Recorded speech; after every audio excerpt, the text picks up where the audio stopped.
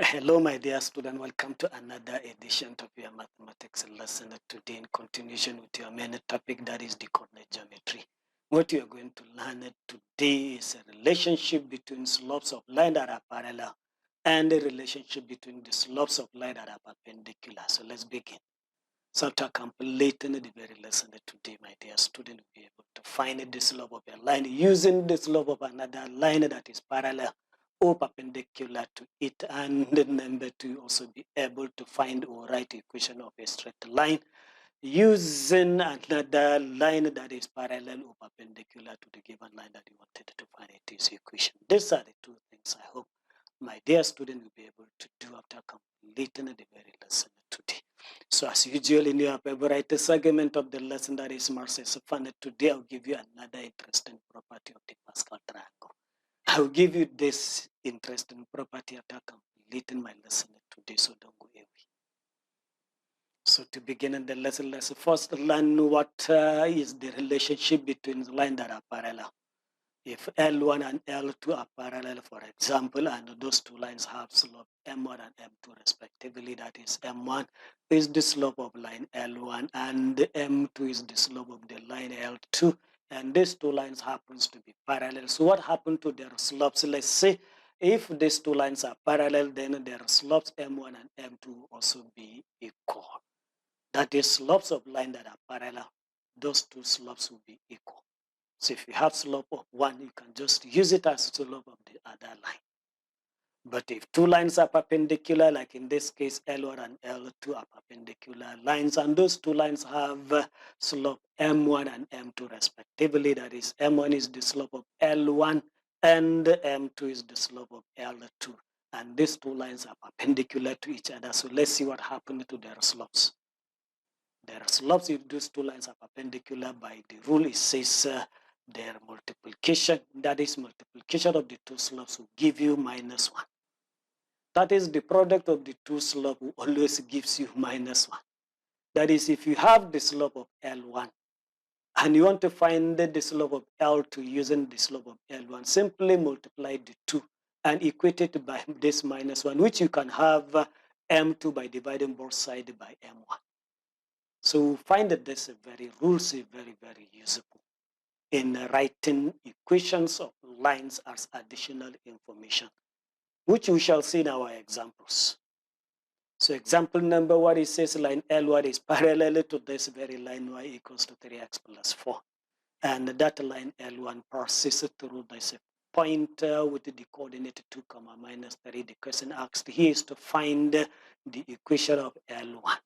Solution to this very problem. So going back to this question and analyzing it critically, we have line L1 and we have another line which its equation is given as y equals to 3x plus 4. So from this equation, you can determine the slope of this very line. That is the second line. From its equation, you can determine its slope. Remember, y equals to mx plus c is the general form of any straight line equation where m is the slope, that is the coefficient of x, after making y subject of the formula. So in this case, y is already subject. So slope of this very line is now the coefficient of this x, which is 3. So I can use this slope of this line to determine also slope of L1 because the two lines are parallel. But this L1 passes through this. So I can now have L1, it is slope, and one of the point it passes through. So I can now use the slope point form in one of the forms that we have seen learning how to write the equation of a straight line. And that form, that is point slope form, says y minus y, what equals to m into x minus x1. This is the form, I think, our second lesson learning how to write the equation of a straight line. So there, what remains is to get the slope of L1 from slope of this very line y equals to mx plus c. So slope of L1 is now going to be, as these two lines are parallel, L1 and y equals to 3x plus 4 are parallel. And the rule tells us that slope of parallel lines are equal. So their slope of y equals to 3x plus 4, whatever it is now the slope of L1. And from this, we said is the coefficient of this x, which is 3. So L1 will now have slope equals to 3. So there I continue substituting here. I can use this this point. This point are to get x1 and y1 here. So x1 will be 2 and y1 will now be this number minus 30. So substituting correctly, you now have y minus 30 equals to 3 into x minus 2. I have replaced y1 by this value here, minus 3 dy coordinate here, and replaced this m by this slope, which is 3. So simplifying further, minus will change it to plus, and opening this bracket, you now have y plus 3 equals to 3 times x is 3x, 3 times minus 2 is minus 6. So I collect like times this positive 3 shifted to the right 2 now becomes minus. So I'm going to have y equals to 3x minus 9. The minus 9 is a result minus 6 minus 3. This 3 shifted to the right 2 y changes to minus. So I have minus 6 minus 3, which gives you this minus 9. And this is the equation of this very line L1. So let me just take one more example. Example number 2, it says L1 is perpendicular to this very line. So you have another line which you have it is equation. And this L1 passes through this point, and this point has this coordinate minus 1, 3. The question asked here is to find the equation of L1. Solution to this very problem, so like I have solved the very first example, is the same I'm going to use here. I'll use this second line to determine the slope of this very line L1, but the two lines are perpendicular. So if I can find the slope of this equation, I will now multiply it by the slope of L1. The result is going to give me minus 1 because the two lines are perpendicular, and slopes of two lines that are perpendicular, if you multiply them, what you have is minus 1. I can now determine the slope of L1 from this very equation. And that L1 passes through this point. So I'm going to use also point slope formed to get the equation of that line L1. And that formula for point slope form says y minus y what equals to m into x minus x1. So there, substituting m, x1, and y1, I can now use this to find it. But let me just get my m from this very equation. This equation with this line has slope equals to 5, the coefficient of x after making y subject. And if I multiply this 5 by the slope of m1, what I'm going to have is minus 1. So let m be the slope of L1. So which means this m times this number 5 will give me minus 1 because the two lines are perpendicular.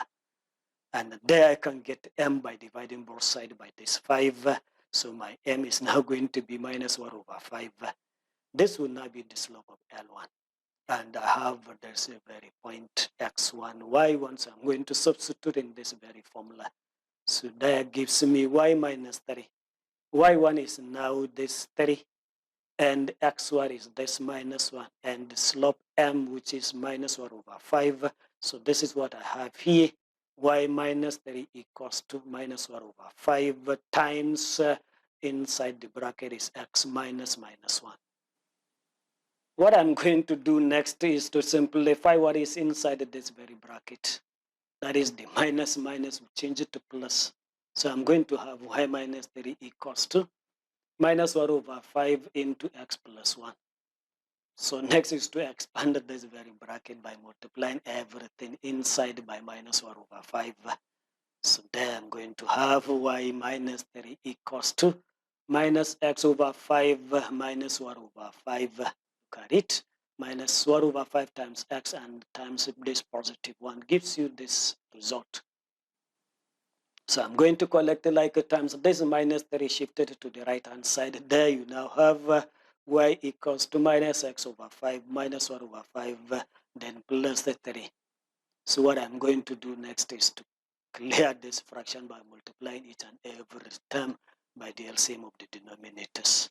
So I'm going to have everything times 5. So I have 5y equals to minus x over 5 times 5 will leave you with minus x.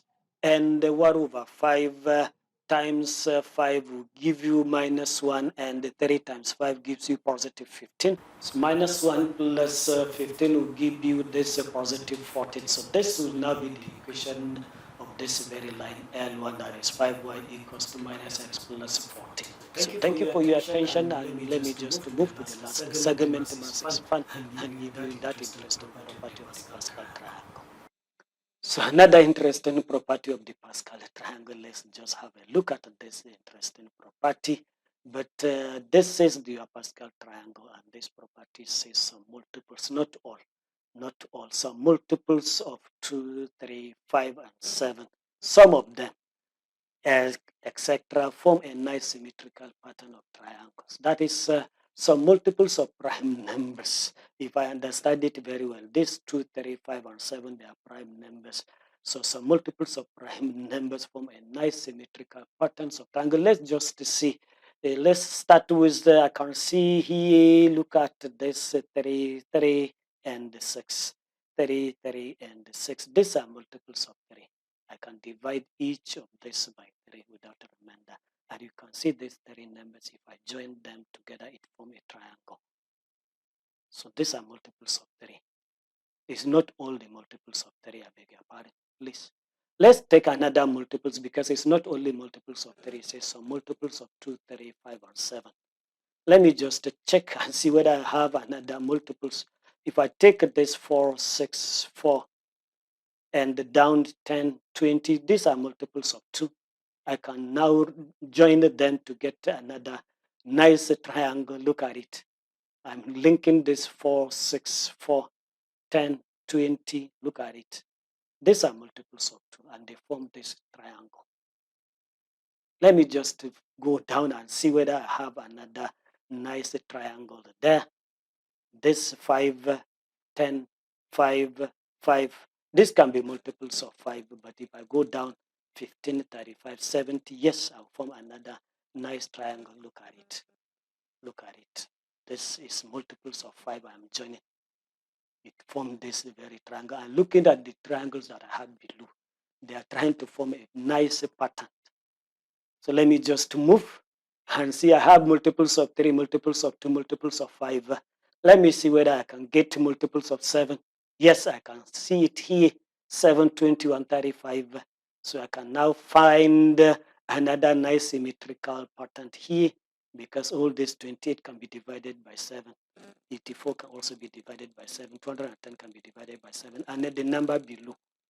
So this also form another triangle. Very nice one. So let's see whether I can get another one. This row also contains multiples of 2. Look at it, from 8 to this 8. It's another multiples of 2. If I go down also, I can now have multiples of 2.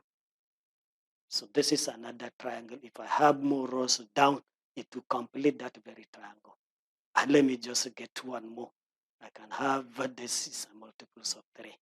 I'm joining them.